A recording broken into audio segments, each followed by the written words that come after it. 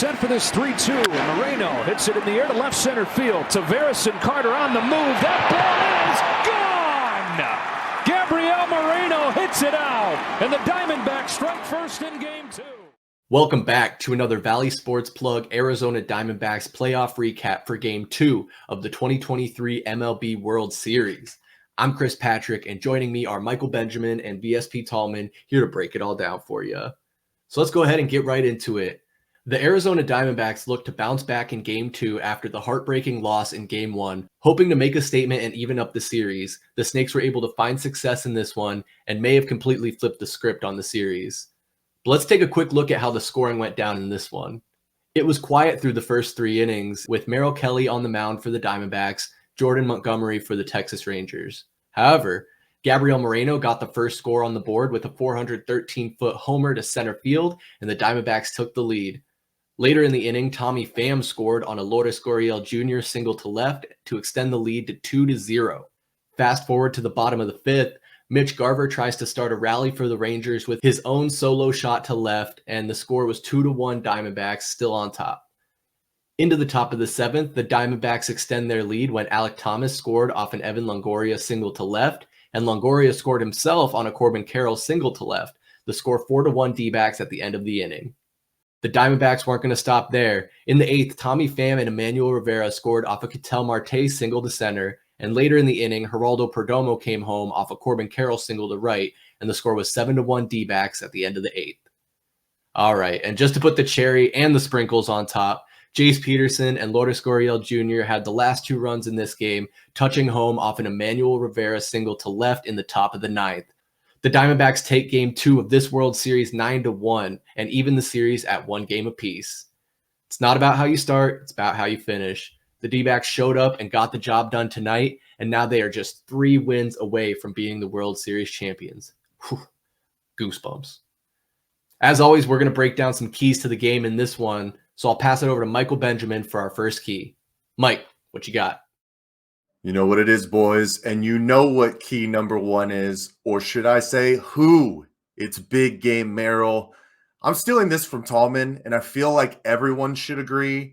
Merrill Kelly has been the best starting pitcher this postseason, and it was an all-timer tonight. 7 innings on only 89 pitches, 3 hits, 9 strikeouts, only 1 blemish like we know. But this postseason, Merrill has a 2.25 ERA on an average of 6 innings and 7 Ks per outing. Nothing short of needed tonight. Absolute momentum rolling back to Phoenix. And I can't wait to see the energy at Chase Field starting on Monday. It was an easy one for me, boys. That's number 1. Tallman, what do you got for number 2? Absolutely, Mr. Benjamin. Merrill Kelly is pitching his ass off. There's no doubt about it. But, ooh, fellas, what a win tonight. I mean, let's think about how this series has gone so far. I feel like it should be 2-zip Diamondbacks in this series right now. The Diamondbacks beat a better baseball team in the NLCS. I'm not going to get my hopes up, okay? I'm not going to. But looking at Game 2 right now, what jumped out at me was one guy in particular, which is going to be my second key to the game. It's going to be none other than Tommy Pham, going 4 for 4, getting 2 singles, 2 doubles, scoring 2 runs, just getting on base a lot, creating that traffic on the base path. A guy that struggled a little bit this postseason, even got benched at one point this season. But hey, he got it done tonight, even hitting a huge home run in Game 1 of the World Series as well. So Tommy Pham's going to be my second key to the game, and maybe he can rub a little bit off onto Christian Walker, because, boy, is that kid ice cold right now. And I call him a kid like he's not 32 years old. But hey, Tommy Pham, second key to the game. We're all kids at heart, right, Tallman? Man, Merrill Kelly, Tommy Pham, they really did get it done tonight. But so did all the starters, really. They all had at least 1 hit. And that's why for the third key in this one, I'm going with the bats being alive and well in Texas. The D-backs had 16 hits as a team. And even Christian Walker got a hit. It took him 5 tries to get it done, but he got a hit. Ketel Marte continues his streak, now 18 hits to start a postseason career. Man, this is the type of momentum we needed coming back home to Chase Field, and I can't wait to see what they do in Game 3. And that game 3 of this World Series will be played on Monday, October 30th in Phoenix at Chase Field. First pitch scheduled for 5:03 p.m. Arizona time.